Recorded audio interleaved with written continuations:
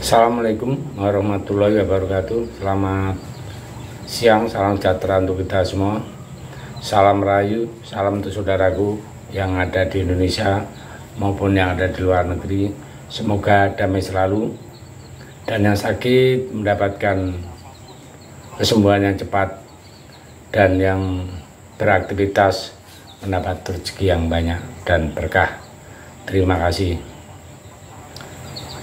Sekarang sudah jelas bahwa Pilpres akan diikuti oleh 3 kontestan, 3 bakal calon presiden dan wakil presiden. Yang pertama yaitu Anies pasangan dengan Muhaimin, yang kedua Pak Ganjar berpasangan dengan Pak Mahfud, yang ketiga Pak Prabowo berpasangan dengan Gibran. Nah, di dalam penentuan capres-cawapres yang paling kontroversial adalah penentuan Prabowo berpasangan dengan Gibran. Sampai detik ini masih terjadi kontroversi. Kita tahu semua, sudah kita jabarkan semua dari video-video sebelumnya. Nah, kali ini saya mencoba analisa tentang status Gibran. Sampai detik ini Gibran itu masih statusnya sebagai kader PDI Perjuangan. Kenapa? Ini kita dapatkan karena Pak Rudi FX, Ketua DPC Solo, mengatakan, "Mas Gibran," ini kata Pak Rudi ya, "kalau sudah daftar kembalikanlah KTA PDI Perjuangan." Nah, oke. Fix bahwa Mas Gibran masih kader PDI Perjuangan walaupun kemarin digolkarkan oleh Partai Golkar. Itu kan semacam simbolis, seakan-akan wakilnya dari Golkar, presidennya dari Gerindra. Ya semacam simbolis lah, agar supaya nanti kalau anggap Prabowo menang itu jatahnya itu kalau wakil kan lebih banyak daripada cuman pendukung.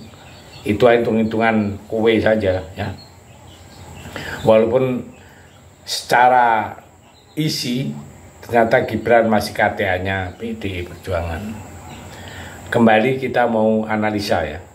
Kira-kira langkah PDI ini mau mecat atau tidak. Nah, coba kita analisa satu persatu ya. Yang pertama, Gibran kemungkinan besar tidak dipecat. Hal ini beda dengan Budiman Sujatmiko yang terjadi pergeseran dekat langsung dipecat. Kenapa?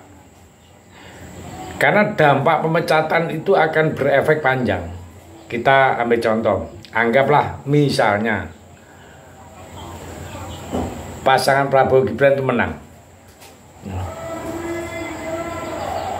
PDI Perjuangan statusnya akan jadi oposisi, tidak masuk dalam lingkaran pemerintahan yang akan datang. Sementara banyak hal yang terjadi, kendala-kendala atau penyimpangan-penyimpangan yang berlaku yang saat ini yang menurut PDI itu kepingin dibetulin ya, contohnya yang bahas masalah hukum. Sementara kalau di posisi di luar, kita PDI tidak bisa masuk sama sekali. Maka dari itu dengan adanya Gibran di sana, kalau anggaplah dia menang, PDI pasti akan masuk di dalam lingkaran pemerintahan. Itu pasti ya. Sehingga bisa membantu mengontrol di dalam. Kalau mengontrol di luar itu cuma pinggir jalan saja. Itu analisa pertama. Analisa yang kedua, kalau Gibran dipecat, berarti rumor yang beredar sepanjang masa bahwa Mega itu sering tidak cocok dengan Jokowi.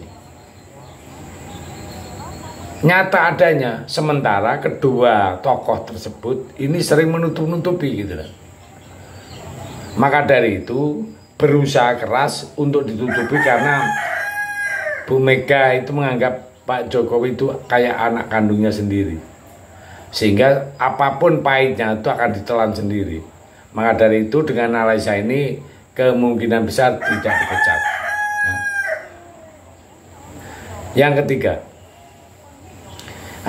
Yang ketiga ini berhubungan dengan menteri-menteri PDI yang ada di kabinet.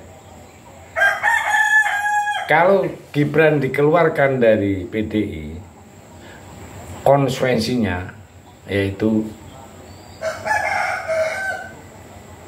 terjadi perang terbuka antara PDI dengan Jokowi, Mega dengan Jokowi.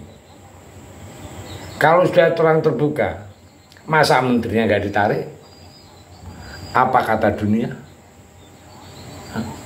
Seperti yang kasusnya dengan Partai Nasdem, dia mengusung calonnya yang dari oposisi, tapi nggak ditarik sehingga masyarakat mencemooh sana sini, sindir sana sini. Nah, itulah yang kemungkinan besar tidak akan dijalankan. Belum lagi ini contoh. Kalau misalnya PD itu keluar betul saat menteri-menterinya, atau anggaplah ini terjadi Gibran dipecat tapi nanti dibiarin, ya. Bisa saja Pak Jokowi seorang presiden menggunakan kekuasaan untuk intimidasi. Kita tidak berburu prasangka, contoh sudah ada. Partai Nasdem. Dari 3 menterinya, 2 sudah kena. Masalah itu memang ada kasusnya, tapi kalau udah happy saja mungkin nggak terbongkar. Nah, contoh juga PDI. Anggaplah ini tenang saja kan. Tapi yang namanya negative thinking ada yang dicari gitu. Itu kalau misalnya posisinya terang terbuka, sehingga bisa juga Pak Jokowi menggunakan kekuasaan untuk intimidasi. Nah, dengan analisa ini saya berpikir kemungkinan Gibran tidak dipecat dengan segala kondisinya.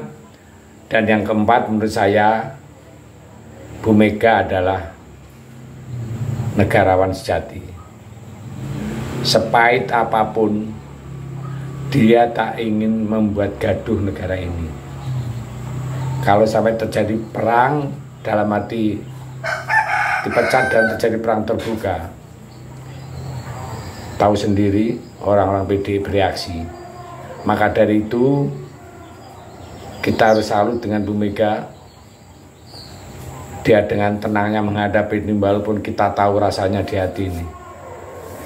Ya, saya pikir itu analisa dan kita lihat perkembangan selanjutnya.